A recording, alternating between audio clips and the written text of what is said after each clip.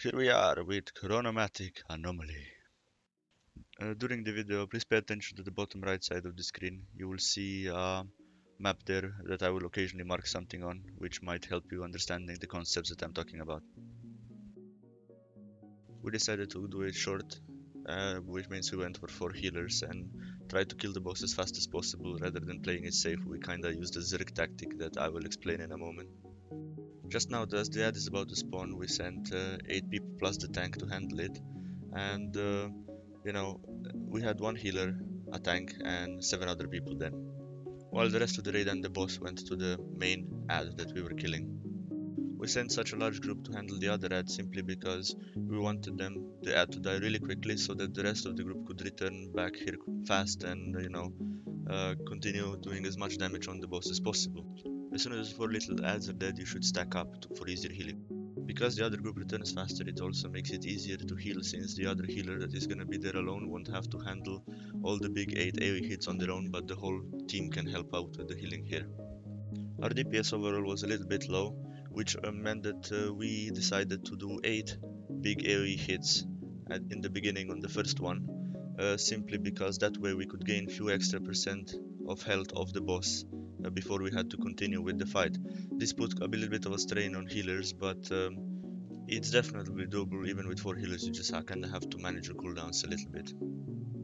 If your DPS is better, you don't need to do that many hits on the first one, and then you don't need to do any hits at all on the second one, for example, and this will obviously make it a lot easier for healers, but it puts more strain on the DPS. So basically, you need to figure out where the strengths of your raid are and figure out where exactly, what exactly will work for you. When the second power overwhelming came, we went for 4 hits, or basically finished it faster if we couldn't keep up with the healing. So whoever the healers are basically need to call out if they can't top up for the tank to quickly interrupt at that point. And that's a general rule. If you can't handle another hit, just shout for the tank to interrupt the boss. It's much better to do 1 less hit than have to wipe because you were too greedy. Now at this point, I would like to point out that the second ad is about to spawn, and when this is about to happen, you can see that our DPS that are going towards the ads are already pre-positioning themselves, so that they will have to run as little as possible to reach the ad when it's actually up. This will give you at least few percent of extra damage on the boss if you do it correctly. On this second ad team, we still send the same group as before, full complement, to kill the other ad. Overall, the most wipes we ever had on this boss was from time releases, so healers really need to make sure they top up time releases as fast as they possibly can, and this is why Holy Paladins are extremely good on this fight. First of all, because we have instant heals with Martyr, which allow us to heal up people even during the slow phases very quickly, and secondly, because of a talent called Rule of Law, which allow us to heal people 60 yards away, which is really useful when people are running away with the bombs. And it really helps to make sure that you take a paladin, at least one, with you if you can. That way you avoid extra deaths as well when people are, have a time release debuff, but they run away just out of range of a healer, and you only have like a few seconds to top them up. Here, right after the second ad dies, is the most critical point in the fight. So very soon now, slow phase will start, and this is where people lose most damage usually, which then delays the fight even longer, and you have to get another set of ads or even 2 sets of ads to handle, and this is a really difficult part. We decided to save heroism to use it on the third set of ads, but we should have used it slightly earlier than we did in the video.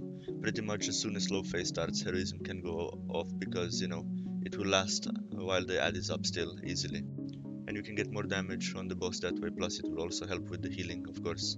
I'm just gonna pause the video momentarily here because there's few other things that need to be said at this point in the time. If you look at the positioning of the people, we only have 1 person handling the other ad at the time. We opted to go for Demon Hunter, but it can also be a tank if they can survive. And the job of that person is purely to interrupt the ad as much as they possibly can, so it doesn't AoE too much in the raid group. If you opt to do it like this, it's pretty much a race now between you and the boss who's gonna kill who first. Because if another set of ads comes before the boss is dead, you're most likely going to wipe. Now if you do send a Demon Hunter like we did, there is a chance they will get time release, and if that's not healed up, basically you're dead. So in the occasion that they can't heal it up themselves, you need to assign a healer to go there and heal up the time release if they get it. You can see that happening in the bottom right corner there, but also a warrior mistakenly going there to help interrupting you even though it wasn't needed.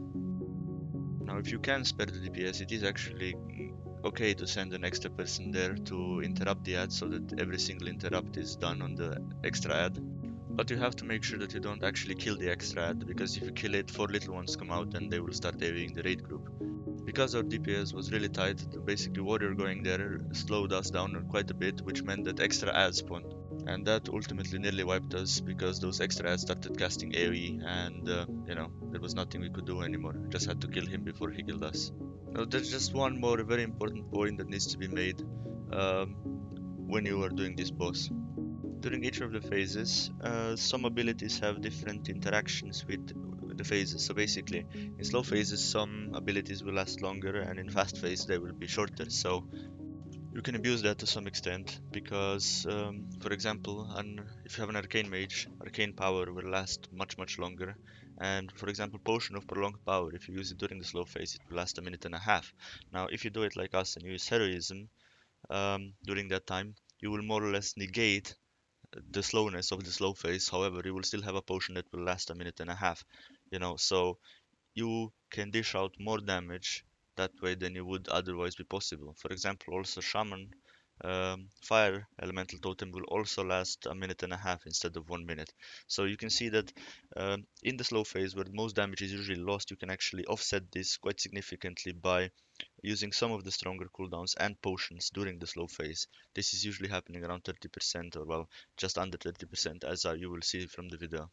But honestly, there is also absolutely nothing wrong with just doing the fight properly until the end. We just opted to use this Zerg way because it seemed easier for us rather than handling another set of ads or even more than that.